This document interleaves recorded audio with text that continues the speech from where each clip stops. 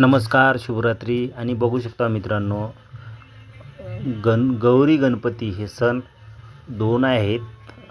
गणपती बाप्पाचा एक आगमन झाल्यावर 4-5व्या की 6व्या दिवशी ज्येष्ठ गौरीचं पूजन असते, आगमन.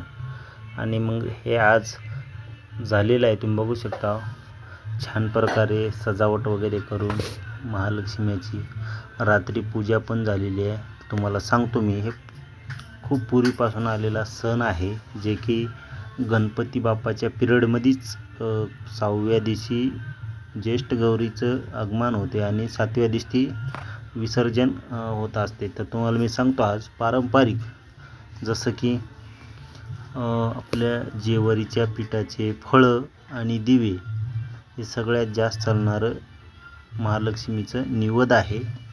आणि आंबाड्याची भाजी आणि ताकाची कढी असे वेगवेगळे पदार्थ आणि 17 मिक्स भाज्या करावं लागतात. आणि ते केळीच्या पानावर लक्ष्मीच्या समोर मांडून फळावर दिवे ठेवून दिव्यात वाती आणि तूप टाकून दिवे सगळे लावल्यावर आपल्या घरात उकळ जातं.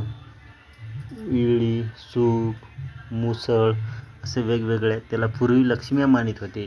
त्याच्यावर एक एक दिवा लावावा लागते. आणि लक्ष्मीच्या समोर लावल्यावर राळ बाळून पोळीचं निवद दुधात बुडून निवद दाखवून पाणी फिरून आरती झाल्यावर कापूर वगैरे आरती करून नंतर निवद वगैरे दाखिल्यावर मग आपल्याला जेवायला मोकळा असते. तर तुम्ही बघू शकता असे छान प्रकारे आज आमच्या घरी महालक्ष्मीची सजावट केली होती. यानंतर मी दिवे वगैरे लावल्यावर ती शूटिंग केली आहे. बघा तुम्ही किती छान प्रकारे दीप उत्सव चालत आहे. तर तुम्हाला मी सांगू शकतो, गौरी गणपती सण हा श्रावण महिन्याच्या नंतर येत असतो आणि दरवर्षीप्रमाणे ह्याही वर्षी खूप छान प्रकारे सजावट वगैरे केलेली आहे आणि दिवे पण लागलेले आहेत. ज्येष्ठ गौरी पूजन, लक्ष्मीची पूजन झाल्यानंतर आपल्याला काय जे निवेद केलेले आहे ते आपण केळीच्या पानावर वाढून घेऊन नंतर आमच्या घरचे सगळे, आई वगैरे, मी पुन्हा जेवण करून जे लक्ष्मी घरात बसवलेली आहे ती दरवाजा उघडा ठेवून मधात समोरच झोपावं लागते. तुम्ही बघू शकता.